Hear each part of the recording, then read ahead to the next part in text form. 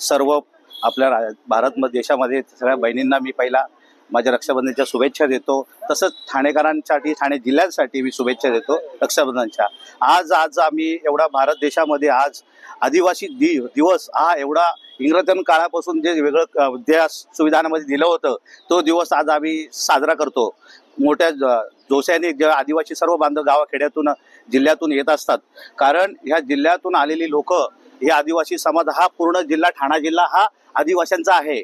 हा आदिवासींच्या जिल्ह्यामध्ये चांगले सांस्कृतिक कार्यक्रम व्हावा म्हणून असा सांस्कृतिक काम ह्या दिनानिमित्त ही सर्व लोक जिल्हाधिकारी कार्यालय इथे येत असतात। पण तरी आम्ही बोलतो की सर्व जरी सुट्टी आज शासनाला मंजुरी असली, पण आज एवढा सांगा आदिवासी दिवसानंतर इथे जिल्हाधिकारी शासनाचे पण अधिकारी नाही आहेत। ही शासनाची जिम्मेदारी आहे।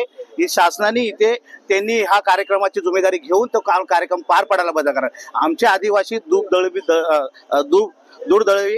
म्हणजे आम्ही जे काही आम्ही पैशांनी कमी आहोत, म्हणजे पैसे नाही आहोत, तरी पण शासनाच्या निधीतून शासनाने काम केलं पाहिजे, हे आदिवासींचा हक्क आहे।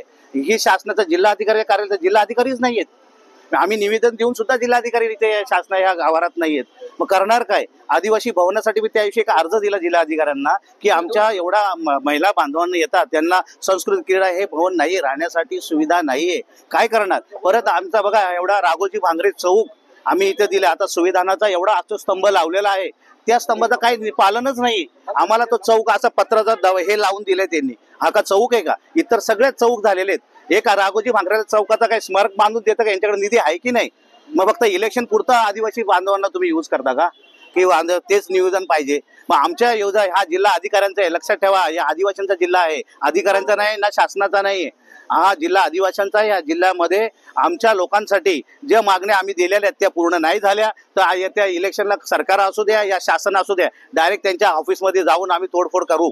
आणि आम्ही शासनाने आमच्या जर दखल नाही घेतली तर मुख्यमंत्र्यांना येत्या सरकारला पण आमचा दाब दाखवून देऊ का आदिवासी जनता काय आहे ती।